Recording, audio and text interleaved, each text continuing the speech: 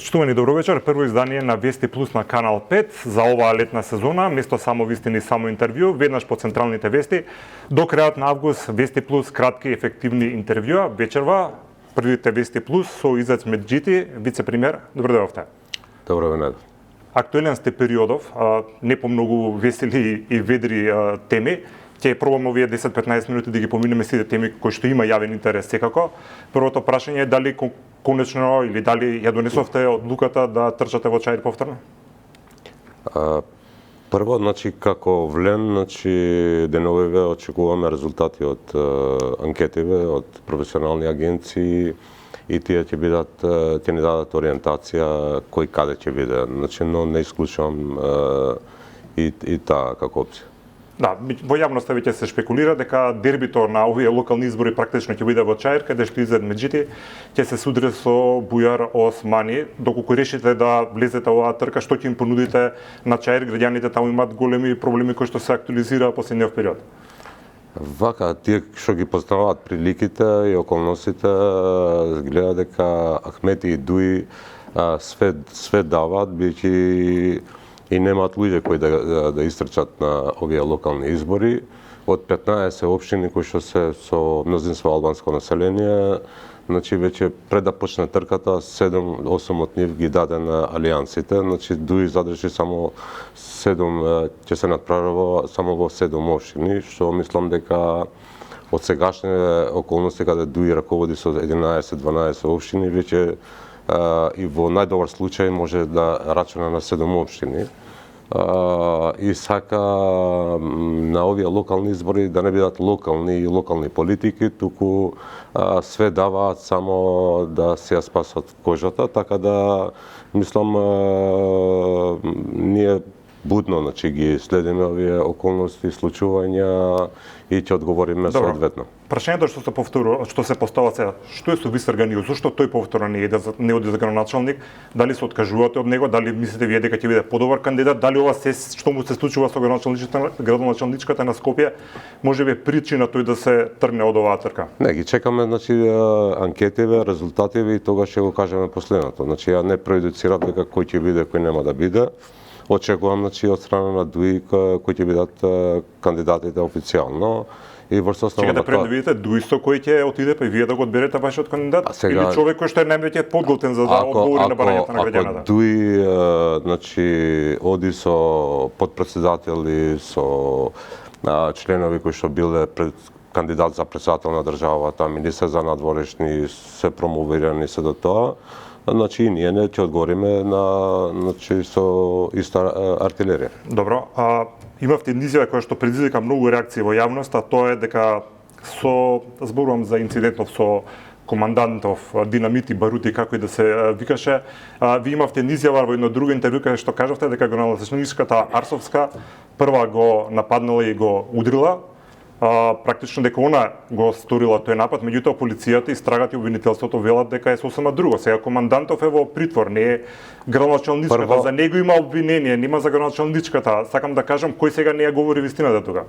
Прво, не е точно дека се работи за командант Барути, веќе тој се вика Џемаил Ламалари, се работи за брат му, кој што не е командант, кој што работил во паркови Зеленило и од политички побуди го избркале, му понишиле решение од работно место и после 3-4 дена му оди пред дома, градоначалничката, но тоа е апсолвирано, ова покажува во кое дереже дојде од Демократската унија за интеграција. Не, апсолвирано, зборувам за вашата изјава да искоментираме, бидејќи имаше... Прво не се работи за Барути.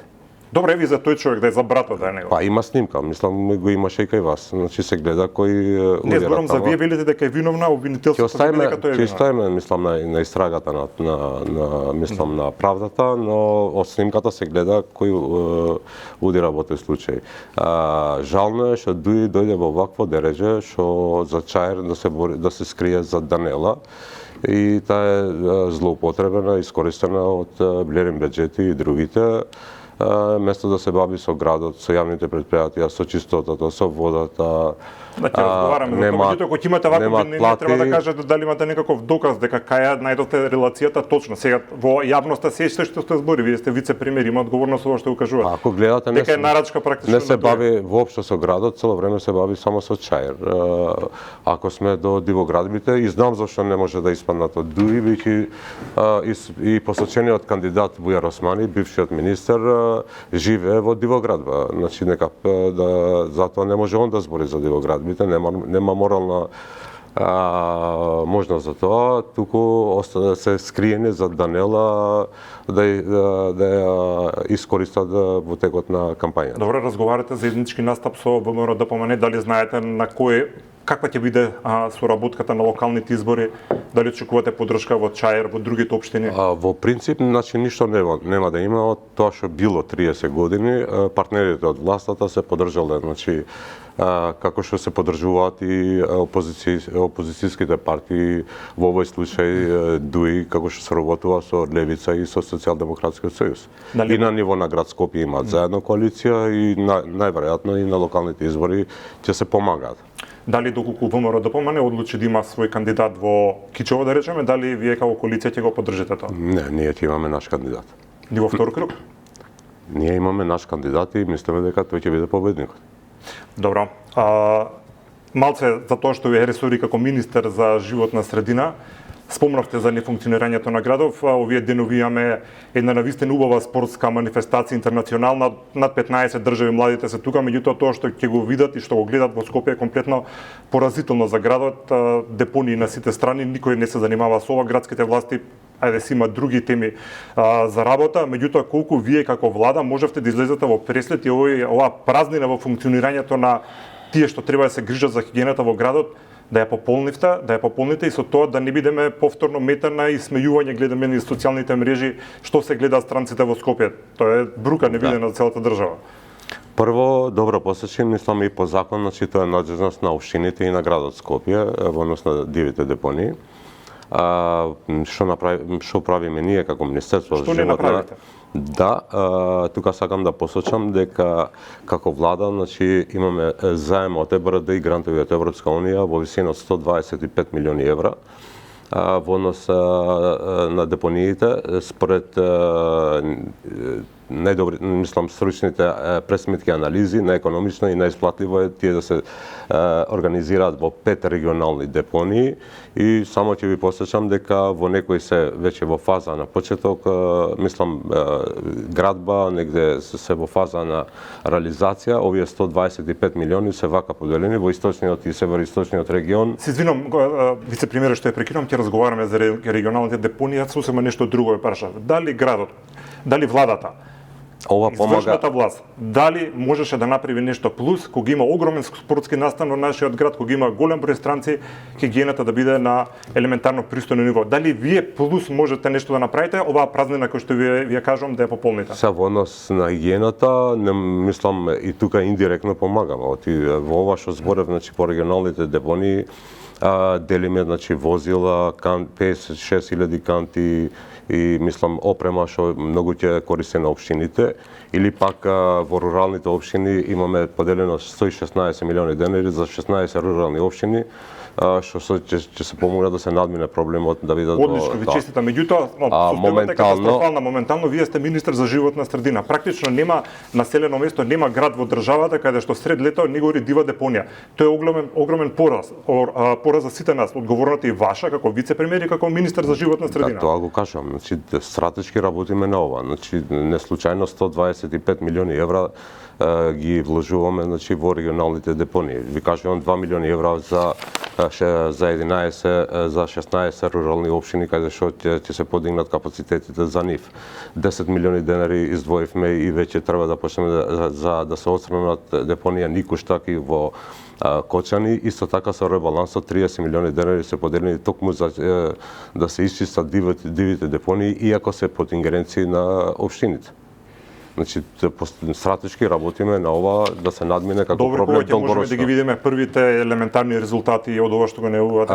Во наредните 2-3 недели. Значи во наредни Можеше да се направи порано, барем сега, пак ја вратам за спорикот настан, Не се бидејќи работи. социјалните мрежи денеска врија со реакции дека во денови кога треба да буквално условно кажано да се продадеме во светот, кога има многу голем број туристи, ние се избламиравме уште еднаш. Се извинувам. ние на зборот, меѓутоа така. како влада интервенираме од време на време, како што интервениравме со нафта за јавниот превоз за ЈСП. Интервенираме и во други случаеви. И тука да беше побарана помош, сигурно, значи и во овој дел ќе помогнев. Добро, регионалните депонии, новаци, нешто што има отпор, да речеме, кај локалното население, меѓутоа сушто е дизајнирано како објект, како површина која што ќе треба да буквално да се ослободиме од отпадот што е сега во мини диви депонии во сите овие општини што треба тама да носат. Мислам Ќе го терате овој проект до крај? Да, во комуникација со граѓаните, со надлежните институции тамо локални, и мислам дека во дворот на мислам секој сака да го отстрани ѓубрето, но никој не сака во својот дел. Ние мора негде тие регионални депонии да ги изградиме, но по стандарди кои што ќе бидат нема да бидат штетни по здравјето и животната средина на граѓаните. Добро, и за последно прашање ќе ја вратам повторно на локалните избори. Колку очекувате ова се што се случува со Даниела Арсовска и ово што го гледаме секојдневно на медиумите да влие врз вашиот рейтинг, или очекувате да имате солиден резултат? Вака, значи по ова што збори Даниела, значи треба таму да се рушат градби и да се остават стотици луѓе, значи без домови, да се влечат по судови и не дава никакво решение. Мислам дека нема морално право, значи она да збори за нешто, веќе 4 години нема направено ништо за Чаир. Ние обезбедивме средства, значи од владата 8 милиони евра, само требаше да го терат проектот Цветан Димов, немаше волја од неа. Ева во моментот она покажува дека антиалбански е настроена и античаир, бидејќи од владата обезбедивме над 20 милиони евра да се реши главниот проблем за старата Скопска чаршија, тоест за 400 коли подземно, значи подземен паркинг, средствата се обезбедени од владата, проектот од Чаир. Тоа е за сите граѓани во главниот град на Македонија. Па зошто не се бави со дивоградбите во центар, во Газибово, во другите општини?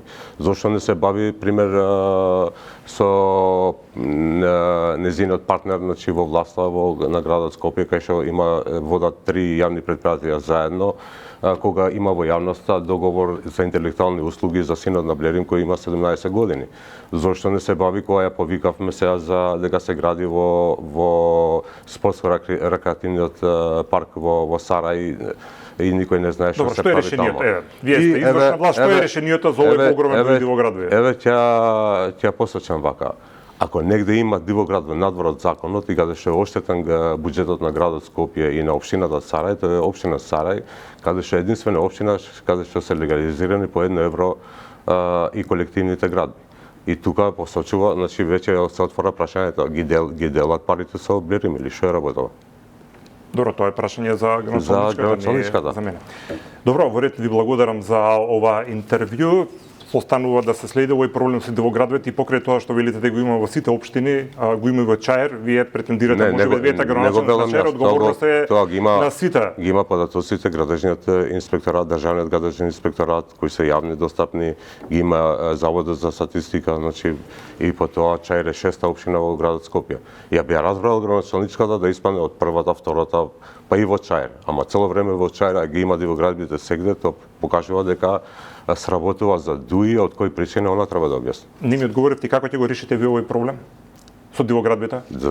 Мислам тоа треба генерално решение, една за секогаш да се стави во систем, да нема такви, но треба да се олеснат процедурите за легална градба. Добро, ви благодарам уште еднаш. Благодарам и вас. Почитувани, ви благодарам и вам и останете со програмата на Канал 5.